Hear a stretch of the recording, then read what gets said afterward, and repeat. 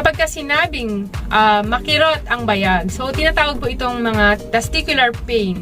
Maaring dulot ito ng infection or ng trauma, or minsan, emergency situation na pala yan na dapat pumunta ka na agad sa ER. So, ang isa po na possible na dahilan po kung bakit makirot ang inyong mga testicles ay number 1, epididymitis. Pagka sinabing epididymis, ito po yung nakapalibot or nasa itaas na bahagi po ng inyong testicle or ang inyong bayag. Diyan po pumupunta or nagmamature yung mga tamod po ng mga kalalakihan. So, maaring ma-infection po yan or magkaroon po ng inflammation. So, mga simptomas po ng epididymitis, yun po yung kirot na sa una, hindi gaano, tapos unti-unti, pakirot ng pakirot. Tapos, yung bayag po, kapag hinawakan mo po, medyo mainit at namamaga. Kapag kayo po ay may existing na STI or sexually transmitted infection, meron katulad po ng gonorrhea, chlamydia, etc.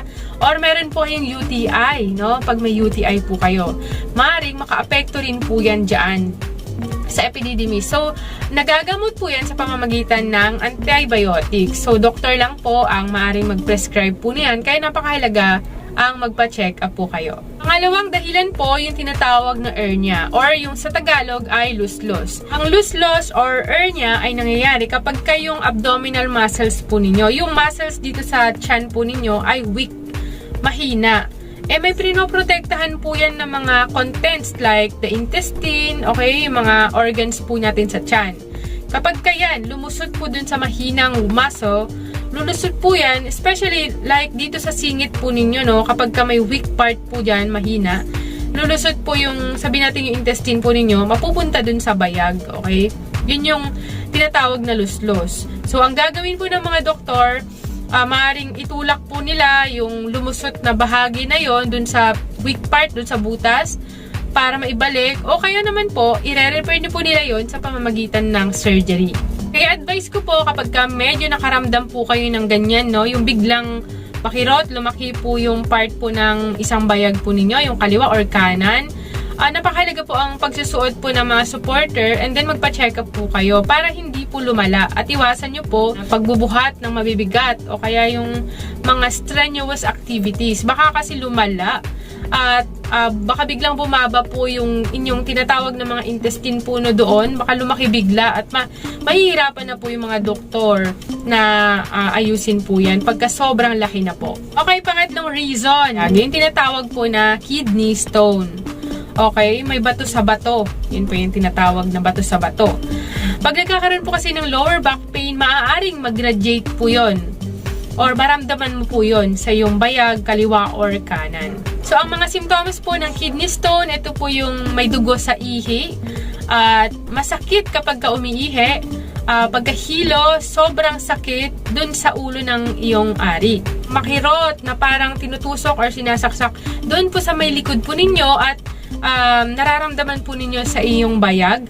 At ganun din po kapag nakakaranas po kayo ng pagsusuka, possible po yan. Okay? Mayroon po kayong kidney stone. So, napakahalaga ang magpa-check up po kayo sa mga doktor. Okay? Sila po ang makakapagsabi po sa inyo nung kailangan ba daanin muna sa gamot or kailangan na talaga na maoperahan or dadaan po kayo sa tinatawag na shockwave, okay? Para po matunaw or mabasag yung bato para mailabas po ninyo. Para maiwasan po yung kidney stone, napakahalaga po talaga ang pag-inom ng maraming tubig kada araw, okay? Para hindi po kayo magkaroon ng maraming stones at iwasan nyo po yung mga alat na mga kinakain. Tsaka kung ano po yung irereseta po ng doktor sa inyo ng mga gamot, ng mga pampaihi or etc. Napakahalaga po na mag-comply po kayo, inumin at tapusin nyo po yun. Ang apat po na sir yung tinatawag na orchitis or inflammation or infection ng iyong dwayag or iyong testicles. Katulad na sinabi ko kanina, na yung number 1, yung epididymitis, kapag infected po kayo dun sa part na yon, maaaring magdulot po yun ng infection mismo dun sa katabi niya, yung mismong testicles po ninyo. Kapag nakaranas daw po kayo ng panghihina, pagkalagnat, pagsusuka, pakirot po yung isang side ng testicles po ninyo or yung dalawa at nagsusuka po kayo, pa-check up po kayo agad kasi hindi natin alam, baka emergency situation na po yan. self-medication. Okay? Napakadelikado po niyan, wag na wag niyo pong gagawin yan. Po kayong basta-basta iinom ng kung ano-anong antibiotic nang hindi nire-reseta ng doktor. Baka mamaya kasi ang orchitis po ninyo or pamamaga ng inyong testicle ay dulot pala ay virus. Ang ininom nyo, antibiotic, para sa bacteria yon. So, nagkakaroon po tayo ng tinatawag na, okay, napakahalaga po, inom ng over-the-counter anti-pain medication. Okay, magpahinga po kayo ng maayos. Kasi ang pahinga, maraming nagagamot po yan. I-elevate po ninyo yung inyong bayag. Okay, paano gagawin? Kumuha po kayo ng towel. Okay, towel. Lalo na if every time na matutulog po kayo ng mga sir, ilagay nyo po yun dun sa ilalim ng bayag. Lalo na pag may pamamaga po, para yung swelling or yung pamamaga, okay, mabawasan. Okay?